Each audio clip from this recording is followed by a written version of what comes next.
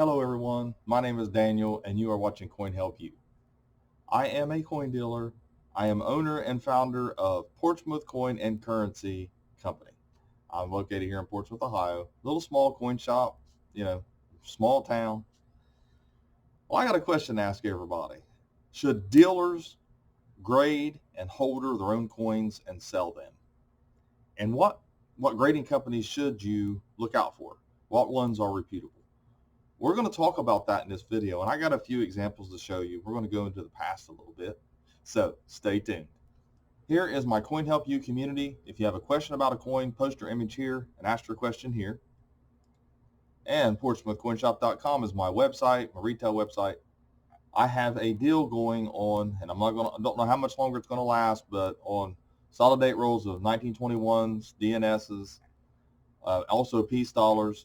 So if you get a chance, come over to PortsmouthCoinShop.com and take advantage because, like I said, it's not going to last much longer. I know a lot of people ask questions about grading holders, and a lot of them will come into the shop, and you'll see INB and SGS. They're kind of mainstay staples on eBay at one time, where you would see them graded coins that were overgraded. They were all graded 70. They're all modern coins. And basically, it was a way to put modern coins, broke out of proof sets and mint sets, into holders, put a high grade on them, and try to make more money on them. Otherwise, they would have to take it to the bank or maybe make, $1 on something. Well, this went on for a long time. I watched it for, decades. I think they're still on eBay, and they've changed their names and all that, and that's fine. It's not about the seller. It isn't about people putting coins in holders, putting grades on them and that kind of thing. It's about intent. If your intent is honest, and I'm going to give you an example here, I don't have a problem with it. So I bought this coin right here.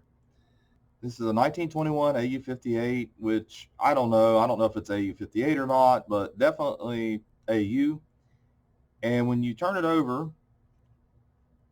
it has the coinguy.com and has a verification number. So I thought, that's interesting. So I thought, well, let's just check it out. Let's just see if they still have, their website up. And when I typed it in, it turns out they do still have their website. And when you do the cert lookup on this coin, it actually has the information on it. Now this one says AU53. The holder says it has AU58 on it. AU53 is more accurate, so there's a typo in the holder. But anyway, this one's actually sealed. So I went back to the front page of the site, and so I clicked on the banner for their eBay, come to their store here, and look down through, and looks like it's DCG coins, 100% positive feedback. I look through the images, and I see nothing amiss. Everything looks really good. Like I said, I look through everything's represented honestly. I don't see any more of these holders. So when it comes to doing this right here, I don't have anything. I mean, you have a right if you want to start your own grading company, as long as your intent is honest and you know what you're doing. The problem is that you're probably going to overgrade some coins because they're your coins, and then you're going to sell them to someone, and they're not going to be happy about it. They're not going to be able to resell them. You just don't have that market value in the coins that you're going to grade. But as long as you're being honest, no one can really stop you. You can't mention the name of your company or anything like that in eBay auctions. You probably could do it over on Etsy or somewhere else or on your own website, and that's fine. As long as you're honest, intent is everything. But it's no difference here. You got companies like this. Let's take, for instance, this isn't a grading holder, but it does have a grade on it. Uncirculated 60, if you see it right there, the thing. And honestly, I mean, it's a Littleton.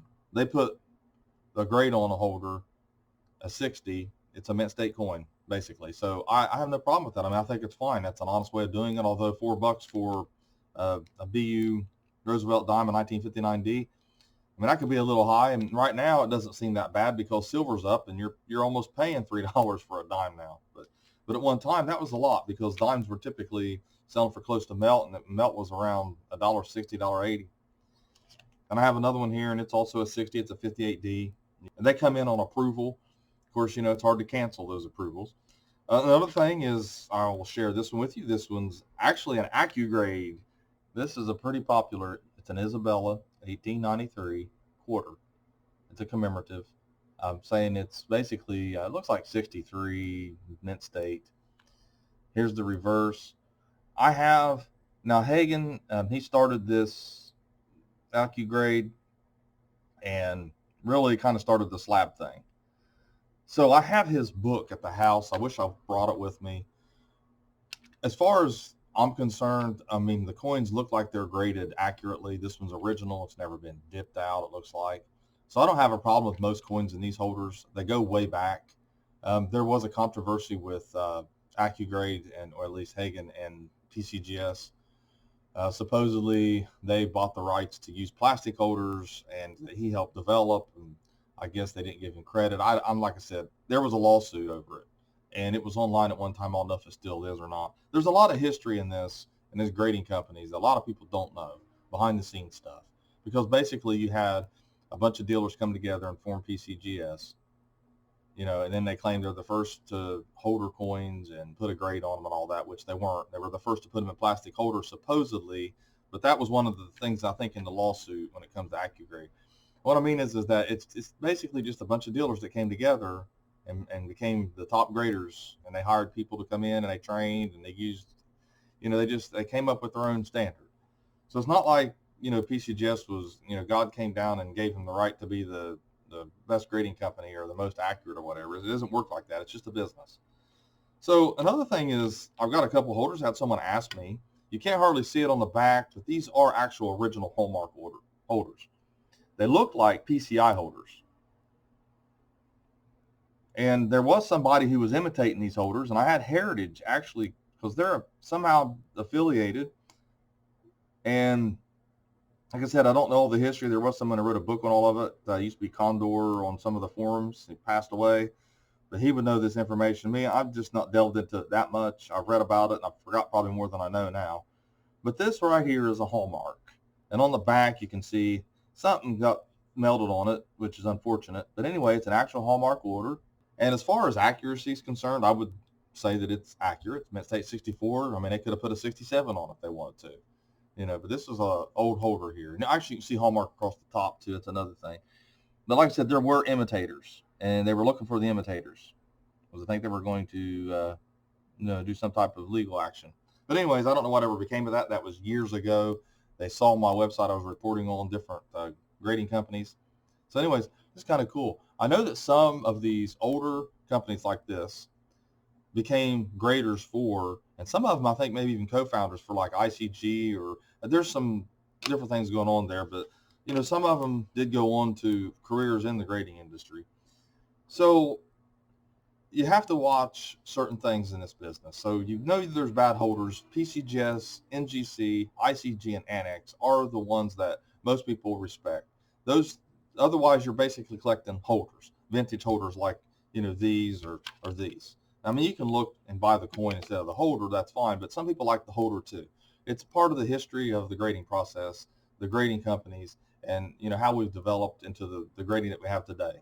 Whether you like it or not, it does have the history and a track record. But it goes way back to the 60s and 70s. And I know the 70s for sure, because I do have the original ANA grading book. So anyway, another thing to look at that I wanted to show people too is that you have to watch out, because I have some Paramount holders. These are not the Redfield Hoard holders. When you have the black Paramount, because Paramount, the Redfield was so successful, Paramount graded some of their own coins. And this one, the black holders here, are typically 60. Like I have mint state 60 on it, and you can see whenever you get the coin in the light and the marks on the face. But it looks like somebody opened the holder some way, and I'm not really sure how that 63 got over top of it. But I have black holders that don't have, I mean, this is obviously one of those little, I remember the little guns that squeeze and it presses the numbers into the plastic strip, and then you pull the sticker off of it. And I remember those when I was a kid. They probably still make them. But like I said, you've got that holder, and then you have another Paramount holder that's got mint state 65 on it. And like I said, I don't agree. So anyways, like I said, take grades with grains of salt. You look at the coin. If you like the coin, like the holder, you can buy the holder too. But you also have to watch out. Like I said, I showed you that one.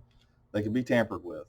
Now this one here, I could have been a little bit more careful. This is an Annex holder, modern. I got a little bit of the damage up at the top here, but if I was more careful, I could have pulled this apart, put another coin in it, inferior coin, and I could have glued it back together. So you have to watch for that kind of stuff too. It's always good to know. I mean, you know, a company didn't put a sticker in there. Somehow it was open. The coin looks like it's clean whenever the holder says it's problem free. So anyways, I think that, you know, dealers, if they want to grade their own coins, as long as they're honest about it, they're generic about it maybe, they don't, or they make a guarantee, I think it's okay. But you got to just watch intent, because most people tend to think their coins grade more. And you're not going to be as biased. Then it's just going to be you grading your coins. I mean, unless you hire a bunch of people and teach them. Maybe you can have some people grade your coins like that. I don't know. Then you're talking about getting into a lot of money. So if it's worth it or not. So anyways, that's my take on some things as far as coin grading companies are concerned, and dealers grading their own coins, and altered holders and different holders. I got one more thing to show you. A lot of people get this stuff confused too. They're like, how in the world could a dealer afford to send off all these coins? Like I said, bulk submission, because a lot of coins you'll send them off and it looks like they've got 30 bucks in them and they really only got 12.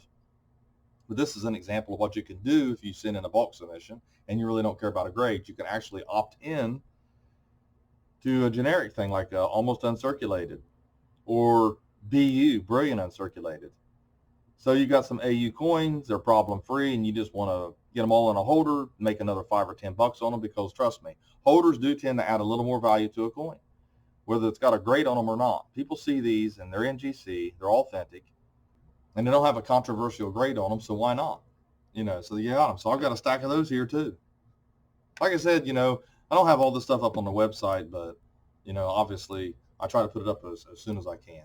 So anyways, thanks for watching my latest video. Please like, share, and comment, and have a great day.